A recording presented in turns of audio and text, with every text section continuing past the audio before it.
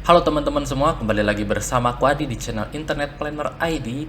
Di video kali ini, kita akan coba ngebahas bagaimana sih cara troubleshoot jaringan internet agar koneksi internet di tempat teman-teman itu dapat kembali cepat normal dan mengetahui sebenarnya masalah yang terjadi itu ada di mana sih penyebabnya gitu. Apakah dari routernya ataukah dari jaringannya atau dari coveragenya atau ada hal lain yang menyebabkan masalah internet tersebut tiba-tiba muncul gitu.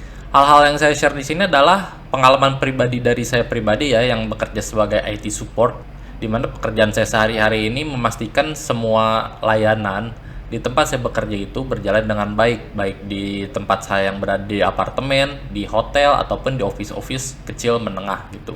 Oke, jadi tanpa berlama-lama, mari kita lanjut ke TKP. Jadi yang pertama kita harus tahu dulu nih masalah yang terjadi itu apa. Kalau biasanya yang sering saya temukan itu adalah wifi-nya yang benar-benar jelek di beberapa tempat, misalkan di kamar ataupun di beberapa ruangan yang mungkin tidak tercover oleh wifi. Yang ketiga itu adalah coverage dari si routernya, tidak bisa buka website tertentu, misalkan kalau WhatsApp, Telegram bisa, tapi Line itu tidak bisa dibuka. Lalu ada sinyal wifi yang sering hilang-hilangan, jadi wifi sinyalnya itu ada, tiba-tiba hilang, terus tiba-tiba ada lagi, lalu hilang lagi. Lalu ada masalah yang sering lag ketika bermain game, ada yang sering buffering ketika sedang online meeting atau Zoom meeting, dan banyak hal-hal lainnya yang pernah saya temukan ketika berada di lapangan. Dan di sini saya akan coba meringkasnya dan sebenarnya bagaimana sih cara troubleshoot masalah-masalah tersebut.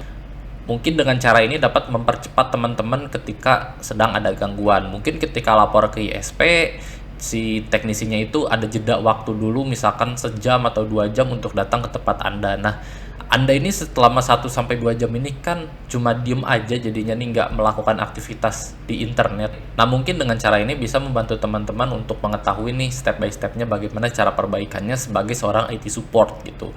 Selain mempercepat penanganan, kan teman-teman juga menghargai waktu teman-teman ketika bekerja atau sedang berkumpul dengan keluarga gitu, atau sedang melakukan kegiatan-kegiatan yang berhubungan dengan internet. Oke, jadi pertama-tama kita lanjut bahas bagaimana step by stepnya untuk men-troubleshoot masalah internet ini. Oke, jadi step yang pertama itu adalah teman-teman bisa forget dulu wifi-nya di handphone teman-teman. Jadi teman-teman ke menu setting, lalu ke menu wifi, lalu teman-teman ada forget network. Di situ teman-teman bisa forget network dulu, lalu teman-teman bisa reconnect ulang dengan menginput password wifi milik teman-teman. Itu kalau di handphone. Kalau misalkan di PC atau di laptop, teman-teman bisa disable dan enable dulu si interface LAN atau interface wifi-nya. Teman-teman bisa masuk ke control panel, lalu ke menu network, teman-teman bisa disable lalu enable lagi interface dari isi wifi-nya.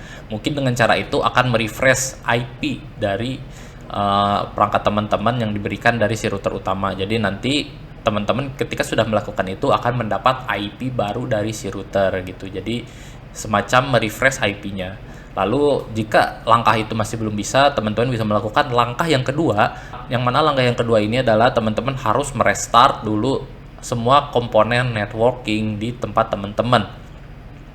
Mulai dari modem yang diberikan ISP. Kalau misalkan ada tambahan access point, Anda bisa restart access point-nya, routernya, switch-nya, dan perangkat-perangkat lain yang berhubungan dengan internet. Atau bahkan kalau misalkan CCTV Anda, CCTV atau perangkat-perangkat lain yang berhubungan dengan internet, yang mana CCTV tersebut misalkan mati tiba-tiba sedangkan internet jalan, nah teman-teman bisa restart dulu CCTV-nya. Nah, dengan restart ini itu akan merefresh semua cache atau log yang ada di perangkat-perangkat internet tersebut. Jadi selain menghindari overheating, nah itu juga akan merefresh si RAM ataupun CPU dari perangkat-perangkat networking yang mungkin sama dengan handphone, komputer, laptop itu mempunyai RAM dan CPU juga. Makanya dengan cara merestart perangkat-perangkat internet yang teman-teman miliki itu dapat membantu si internet kembali normal lagi gitu.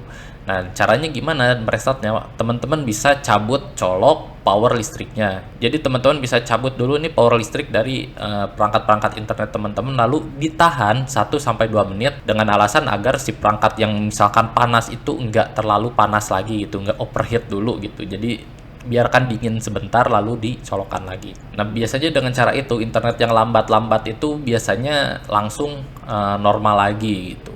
Lalu langkah yang ketiga, ketika teman-teman sudah merestart router, lalu teman-teman sudah memforget wifi-nya, teman-teman bisa tes ping dulu nih ke alamat website tujuan yang mungkin dirasa lambat. Kalau misalkan teman-teman lambat, misalkan ya akses menuju ke YouTube, nah teman-teman bisa melakukan ping dari device teman-teman, misalkan dari PC atau laptop atau handphone pun, itu teman-teman bisa ping menuju ke YouTube. Apakah pingnya besar atau pingnya kecil? Kalau pingnya besar berarti itu ada masalah di perangkat router atau modem yang diberikan dari ISP teman-teman gitu. Nah kalau misalkan pingnya kecil, itu kemungkinan tidak ada masalah, berarti masalah secara koneksi itu normal gitu. Nah tapi biasanya kalau internet Anda itu lambat sekali untuk mengakses ke YouTube atau mengakses web lain, itu biasanya hasil pingnya itu besar sekali, bisa di atas 100 gitu. Nah, tapi kalau misalkan pingnya itu untuk internet Indonesia ya di bawah 20 itu sudah normal, tapi kalau misalkan di atas 50 sampai 100 itu menurut saya udah kurang baik untuk internet Indonesia ya, karena internet di luar negeri itu untuk pingnya itu bisa di bawah 10 gitu. Nah gimana kalau misalkan teman-teman udah melakukan ping tapi internetnya tuh besar gitu, jadi teman-teman itu harus mengetahui dua sisi, karena di router itu kan ada LAN dan juga WAN, karena di router itu kan ada LAN dan juga WiFi ya. Nah, teman-teman karena biasanya tes ping pakai WiFi, nah, coba teman-teman bandingkan dengan teman-teman tes pingnya itu memakai LAN kabel. Nah kalau misalkan memakai LAN kabel itu pingnya normal di bawah 20, nah itu berarti masalahnya adalah dari interface WiFi milik teman-teman berada gitu. Bisa jadi karena channel WiFi-nya yang interferensi, atau channel WiFi-nya itu berada di channel yang sudah penuh, misalkan berada di channel 6, di channel 9. Nah itu si channel frekuensinya itu sudah penuh dan mengakibatkan internet Anda menjadi lambat. Jadi kalau misalkan di LAN kabelnya normal sedangkan di WiFi-nya itu besar pingnya, teman-teman bisa coba mengubah channel WiFi di router teman-teman. Kalau misalkan di LAN-nya hasil pingnya kecil dan di WiFi-nya hasil pingnya besar gitu, jadi teman-teman bisa rubah channel WiFi-nya terlebih dahulu. Nah kalau misalkan keduanya itu besar gitu, di LAN besar lalu di WiFi juga besar pingnya, ya biasanya itu ada di redaman FO atau redaman kabel dari ISP-nya. Nah itu teman-teman bisa konsultasikan dengan ISP agar mengirimkan teknisi ke tempat teman-teman untuk mengecek link dari perangkat mereka menuju ke perangkat Anda, apakah ada masalah atau tidak, karena biasanya seperti itu. Lalu setelah Anda melakukan forget WiFi, Anda melakukan restart perangkat, Anda melakukan tes ping, lalu langkah berikutnya adalah teman-teman coba melakukan speed test. Berapakah bandwidth yang didapat dari internet teman-teman. Nah jadi jika hasil speed test teman-teman itu nggak sesuai dengan paket berlangganan teman-teman, itu mungkin ada beberapa faktor. Faktor yang pertama itu adalah dari perangkat internet yang sudah usang, atau dibilang routernya itu sudah kurang bagus gitu, yang diberikan ISP ya, router atau modemnya gitu. Yang kedua adalah konektivitasnya, yang mana konektivitas ini kan ada dibagi dua, ada yang LAN dan juga WiFi. WiFi pun dibagi dua, ada yang 2,4 GHz dan juga 5 GHz, yang mana si interface itu sudah tidak berfungsi dengan baik gitu. Yang ketiga itu ada faktor traffic, yang mana traffic pemakaian unit itu teman-teman udah monitor belum nih? Ada beberapa device yang terhubungkah? Ada pemakaian lain selain device yang Anda gunakan atau enggak gitu. Misalkan ada device yang auto download, ada device yang sedang upload, ataupun ada device dari luar yang tidak Anda ketahui lalu itu menggunakan jaringan internet teman-teman. Nah itu mungkin adalah salah satu faktor kenapa speed test ini sangat berpengaruh gitu, karena dengan speed test ini teman-teman dapat mengetahui bandwidth real yang teman-teman dapatkan itu berapa. Nah kalau misalkan teman-teman layanan 30 tapi kalau di speed test itu cuma dapat 15, nah itu mungkin ada pemakaian lain di luar pemakaian teman-teman gitu. Nah oleh karena itu teman-teman bisa rubah passwordnya dulu, lalu setelah itu teman-teman bisa cek lagi dan berapakah hasil speed test ketika sudah dirubah passwordnya. Kalau misalkan teman-teman masih mendapatkan speed test 15 Mbps dari 30 Mbps, itu kemungkinan konektivitas dari si routernya ke device teman-teman. Jadi misalkan teman-teman cuma dapat 15, berarti si device-nya itu udah nggak bisa transfer data sebesar 30 Mbps. Dia maksimalnya itu cuma sampai 15 Mbps. Nah itu mungkin adalah faktor kenapa internet Anda gangguan. Bisa jadi itu karena full traffic yang saya bilang tadi, atau ada orang lain yang memakai internet tanpa sepengetahuan teman-teman gitu. Nah, jika semakin banyak device yang terhubung ke internet WiFi teman-teman, itu akan menyebabkan internet teman-teman itu dirasa akan menjadi lambat. Apalagi jika bandwidth-nya itu tidak dibatasi per perangkat. Itu akan saling tarik-menarik bandwidth ya, yang pernah saya bilang di video-video sebelumnya. Nah, itu kenapa teman-teman harus mengatur bandwidth teman-teman agar perangkat yang digunakan itu tidak over traffic gitu. Nah, jika teman-teman sudah membatasi nih pemakaian dari device-device yang teman-teman miliki dan juga sudah merubah password WiFi agar perangkat-perangkat di luar sana yang tidak Anda ketahui itu sudah terputus dari koneksi internet Anda, saya yakin 90% koneksi internet di tempat Anda itu akan mendapatkan speed internet sesuai dengan layanannya. Yang 10%-nya itu mungkin adalah faktor redaman kabel yang kita tidak bisa memperbaikinya, itu hanya dari pihak ISP yang dapat memperbaikinya. Lalu langkah yang selanjutnya itu kita harus memperhatikan lagi nih posisi router kita, apakah sudah mengcover semua ruangan atau belum. Karena jika ada ruangan yang tidak tercover atau tempat-tempat yang tidak tercover oleh sinyal wifi-nya, maka internetnya itu akan dirasa sangat lambat. Berbeda dengan ketika teman-teman tesnya itu dekat dengan posisi router. Oleh karena itu saya sering menyarankan untuk menambah router lagi agar memperpanjang sinyal wifi. Baik teman-teman bisa menambahkan router atau menambahkan access point atau repeater, itu terserah teman-teman ingin menggunakan perangkat yang seperti apa untuk mengextend sinyal wifi-nya, untuk menambah sinyal wifi-nya. Mungkin di video selanjutnya saya akan jelaskan beberapa perangkat ini yang dapat teman-teman gunakan untuk mengextend atau menambah sinyal wifi-nya gitu, agar tempat-tempat yang awalnya tidak tercover WiFi itu dapat tercover WiFi dengan baik. Nah, bagaimana sih teman-teman mengetahui sinyal wifi ini sudah tercover dengan baik atau belum? Nah, di ruangan-ruangan yang jauh dari router utama atau router yang diberikan ISP, teman-teman itu bisa cek di bar handphone atau di bar laptop itu dapat berapa sinyal gitu. Misalkan kalau full kan itu ada 4 sinyal biasanya. Kalau misalkan teman-teman di ruangan tersebut dapat 3 atau 4 sinyal, itu berarti koneksi sinyal wifi-nya itu masih dibilang cukup baik. Namun jika teman-teman pas cek lalu cuma dapat 1 bar atau 2 bar WiFi saja, itu secara sinyal sih masih connected ya, masih dapat gitu keterangannya, tapi secara kualitas itu sudah kurang bagus. Ketika Anda speed test, ping atau tes paket drop dengan bar WiFi yang cuma 1 atau 2, itu akan berbeda hasilnya dengan Anda speed test ketika sinyal wifi-nya itu 3 atau 4 bar gitu. Jadi teman-teman bisa perhatikan tempat yang cuma dapat 1 sampai 2 bar saja. Nah, itu teman-teman harus tambah perangkat lagi untuk mengextend sinyal WiFi-nya gitu. Dan juga hal berikutnya yang perlu diperhatikan lagi adalah apakah teman-teman memiliki range extender atau repeater. Nah, karena range extender atau repeater ini sangat riskan sekali ya terjadi gangguan. Di kasus-kasus saya sebelumnya pun sering sekali terjadi. Kenapa internet itu menjadi sangat lambat atau internet itu menjadi lemot, sering putus-putus, itu karena di tempat mereka, di tempat klien-klien saya awalnya itu menggunakan wifi extender yang hanya colok ke listrik gitu, lalu di extend kan, itu ya wireless extender atau repeater yang biasa-biasanya gitu. Nah, tapi efeknya itu apa gitu? Efeknya itu ketika mereka itu melakukan online meeting atau ketika bekerja gaming, nah itu koneksinya itu pasti akan berbeda jika teman-teman menggunakan router asli gitu, router asli ataupun access point gitu. Karena hasil ping dari repeater ataupun speed test dari repeater itu mengalami penurunan gitu.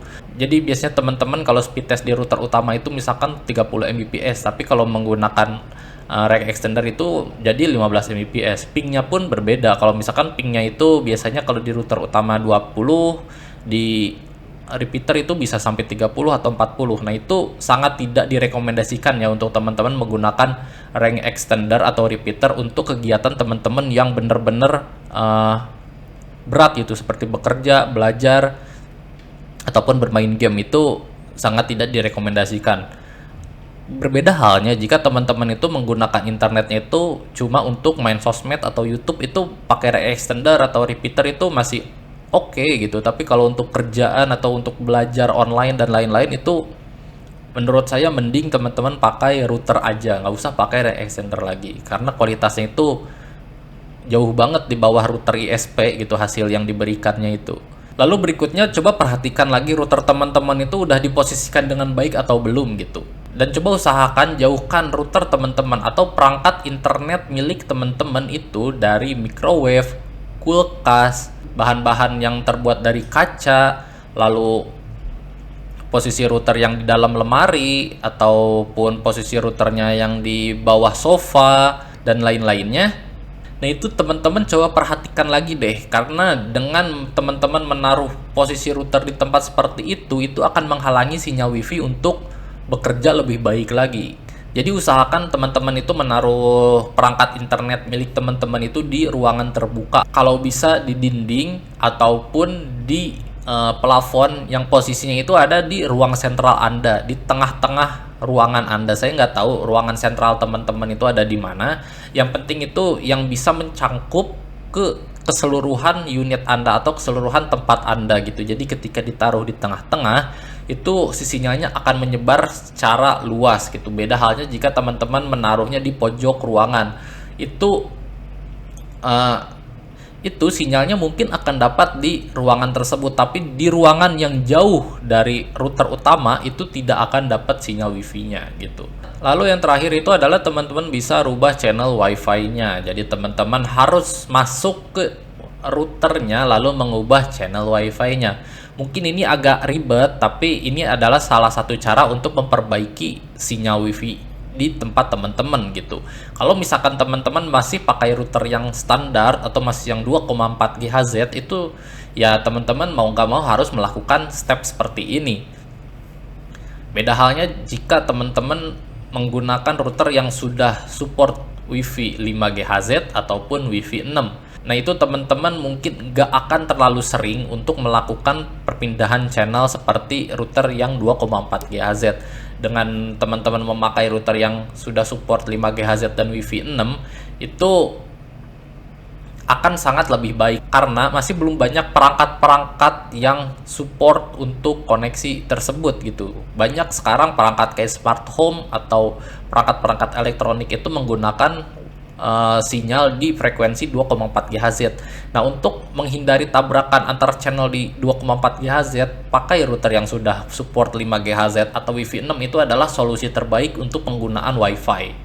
Karena jika teman-teman masih memaksakan pakai yang 2,4 GHz di frekuensi yang mungkin sudah terisi penuh, nah itu akan menyebabkan interferensi, yang mana interferensi ini akan mengakibatkan koneksi di tempat teman-teman akan no internet, atau misalkan ya connected tapi no internet access gitu, ataupun sering tanda seru di bar wifi-nya. Nah itu adalah pengaruh dari interferensi tersebut. Kalau interferensi ini mungkin nggak terlalu lama ya, mungkin hanya 1 detikan sampai 1 menitan aja gitu downnya. Sesudah itu akan normal lagi. Tapi kan kalau misalkan kejadian terus-menerus seperti itu kan nggak enak juga ya kalau misalkan lagi dipakai gitu. Nah contoh utamanya interferensi datang itu ketika teman-teman lagi nonton video di YouTube.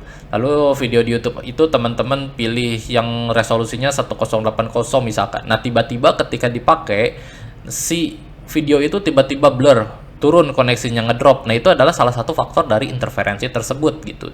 Jadi si koneksinya tiba-tiba drop lalu tiba-tiba bagus lagi gitu kualitasnya. Ini itu adalah salah satu faktor dari interferensi tersebut.